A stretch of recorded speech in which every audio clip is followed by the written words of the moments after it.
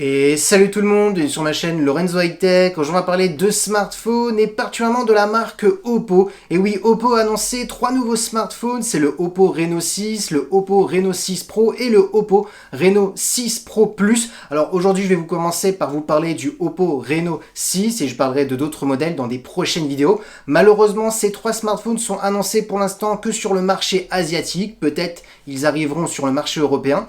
Mais avant de commencer la vidéo, si vous n'êtes toujours pas abonné à ma chaîne YouTube, abonnez-vous, allez 100% high-tech. N'oubliez pas d'activer la petite cloche de notification pour être notifié lorsque je publie une vidéo. Ou sur ma page Instagram Lorenzo High Tech, je donne souvent des informations, des promotions, tout ça en story. Et maintenant, c'est parti. Du coup, juste avant de vous parler de ce Oppo, je vais vous donner le prix. On commence à partir de 360 €, donc c'est plutôt un prix plutôt intéressant. On est sur un prix plutôt attractif par rapport aux caractéristiques que je vais vous donner. Du coup, commençons par son design. Alors, on va pas se le cacher, mais il y a eu beaucoup de polémiques comme quoi ça ressemblait vraiment à deux gouttes d'eau à un iPhone 12 d'Apple. Donc, c'est vrai que c'est très ressemblant maintenant. Si c'est bien fait, moi, je ne dis rien. Alors, on a un écran plutôt bord à bord, borderless pour son prix. Je trouve qu'il est plutôt joli. Rentrons directement dans les détails au niveau de l'écran. On a une diagonale de 6,43 pouces. On a une définition Full HD+.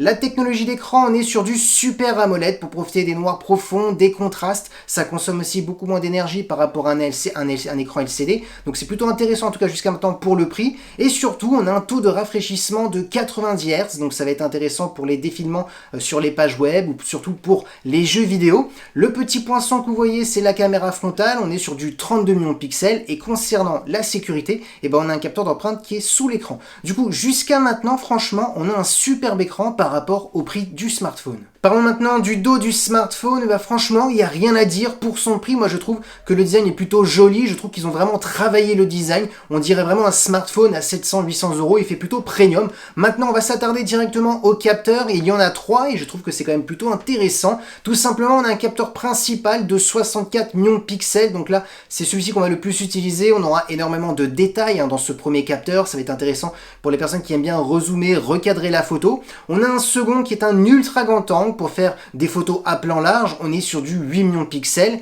et on a un profondeur de champ pour faire des photos en mode portrait effet bokeh. On est sur du 2 millions de pixels.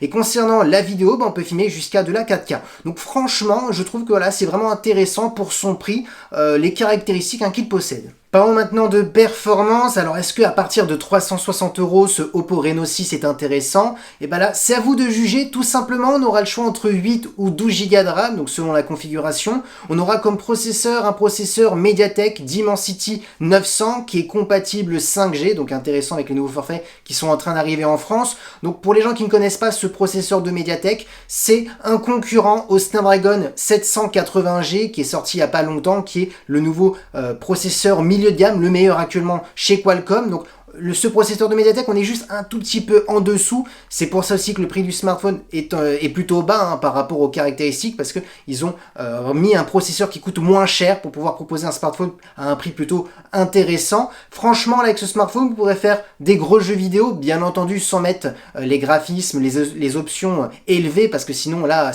il y aura quelques petits bugs, ça va ralentir un petit peu le jeu. Mais par contre, vous pourrez faire quand même pas mal de tâches gourmandes, des applications gourmandes, en laissant dans les paramètres tout normal, voilà. Mais ça fonctionnera très très bien. Donc pour son prix, franchement, je dis que c'est plutôt un bon point, ce processeur de MediaTek, et ça permet d'avoir un prix plutôt bas. Ensuite, concernant le stockage, vous aurez le choix entre 128 ou 256 Go.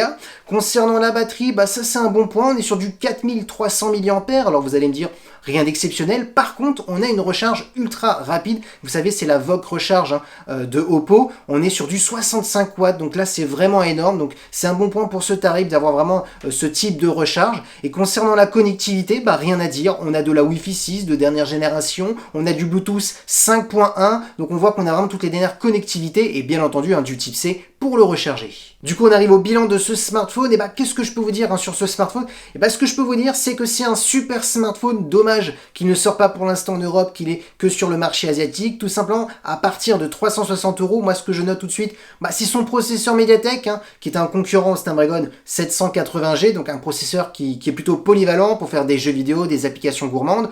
Ensuite, je note quand même son écran. On a un bon écran AMOLED avec un taux de rafraîchissement de 90 Hz.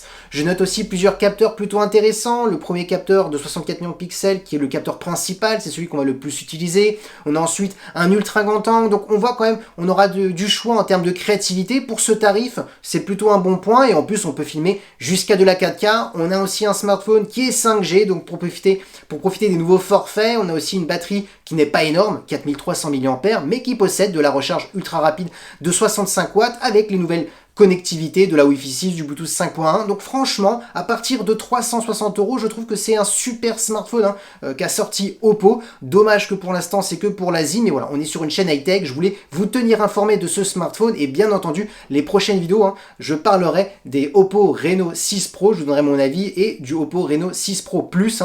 Voilà, comme ça, je vous présenterai les 3 smartphones qu'a annoncé Oppo. Et voilà, la vidéo est terminée sur ce Oppo Reno 6. J'espère qu'elle vous a plu. Si c'est le cas, n'oubliez pas le petit pouce like, de vous abonner sur cette chaîne YouTube et d'activer la petite cloche de notification pour être notifié lorsque je publie une vidéo, ou sur ma page Instagram Lorenzo High Tech. Je donne souvent des informations, des promotions, tout ça en story, et maintenant je vous dis à très bientôt.